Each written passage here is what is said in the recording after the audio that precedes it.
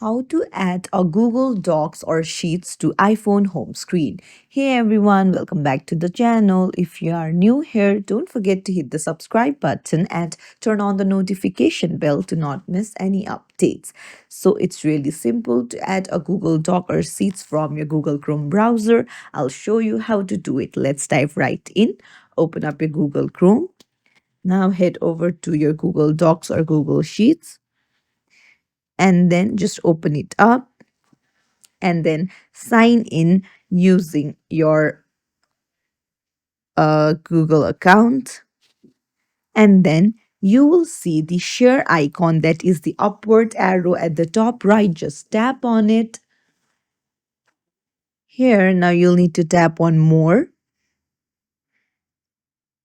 and then scroll down.